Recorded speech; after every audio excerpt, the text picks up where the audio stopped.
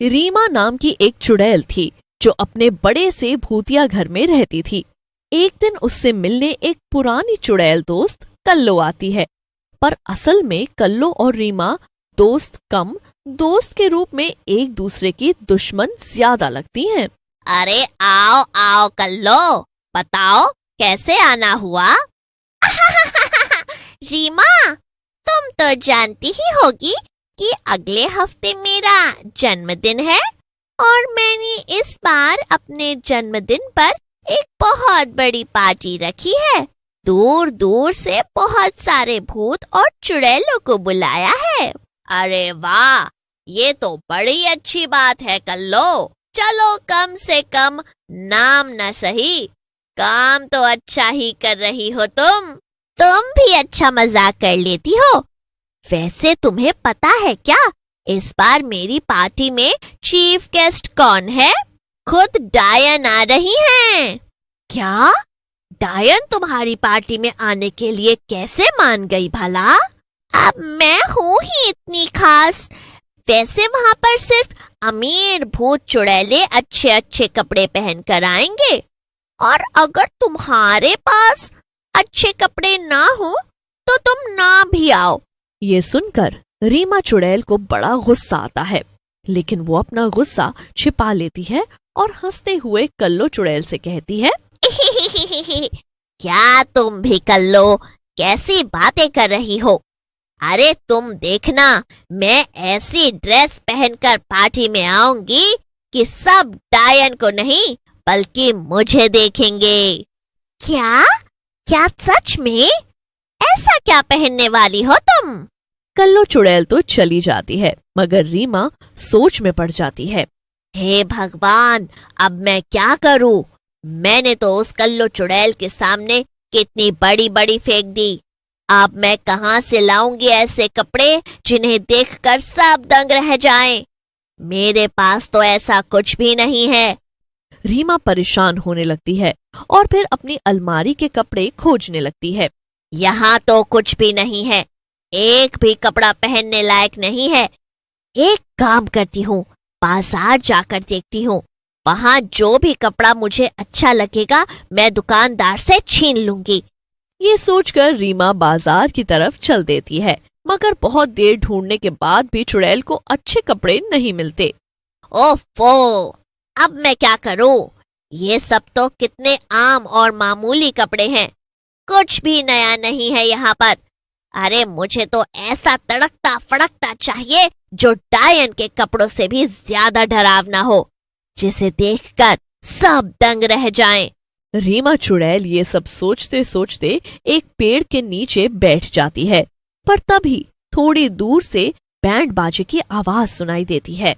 अरे ये शोर कैसा? ऐसा लगता है पास में ही किसी इंसान की शादी हो रही है। रीमा चुड़ैल शादी में घुस जाती है और तभी उसे होटल के अंदर एक कमरा दिखाई देता है। लगता है ये दुल्हन का कमरा है। चलो अंदर चलकर देखती हूँ कि क्या हो रहा है। रीमा अंदर घुस जाती है और दुल्हन को तैयार होता हुआ देखने लगती है। बचाओ, ये तो चुड़ैल है, तुम यहाँ अंदर कैसे आ गई? अरे अरे, ए लड़की, चिल्लाना बंद कर। मैं तो बस यहाँ घूमने फिरने आई थी, मुझे ये कमरा दिखा तो अंदर चली आई। ओह अच्छा, तो तुम यहाँ से मुझे बिना मारे चली जाओगी? रीमा चुड़ैल दुल्हन के लहंगे को ध्यान से देखती है और उसे उसका लहंगा बड़ा ही अलग और सुंदर लगता है। तेरा ये लहंगा तो बड़ा ही सुंदर लग रहा है। ये? हाँ, है ना सुंदर? मेरा ये सुंदर लहंगा तो शहर की मशहूर पारुल दर्जी ने सिला है। अरे तुम जानती हो, पारुल दर्जी जैसे चाहो वैसे कपड़े सिल देती है। क्या? सच में? तो क्या मुझे जैसे कपड़े चाहिए होंगे वो ठीक वैसे ही सिल देगी? हाँ हाँ, क्यों नहीं, मगर वो इतनी आसानी से किसी के लिए कपड़े नहीं सिलती, वो बहुत सारे पैसे। वो सब तो मैं देख लूंगी, तू बस मुझे जल्दी से उस पारुल दर्जी का पता बता।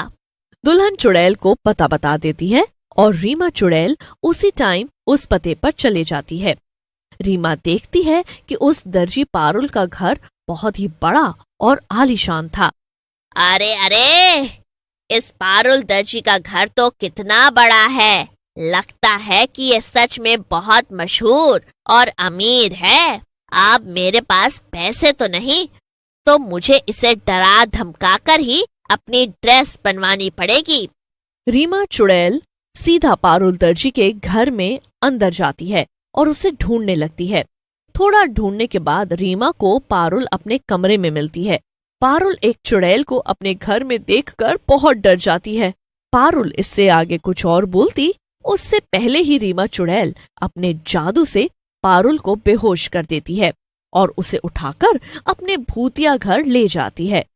रीमा पारुल को एक कुर्सी पर बिठाकर उसे बांध देती है और पारुल के होश में आने का इंतजार करने लगती है।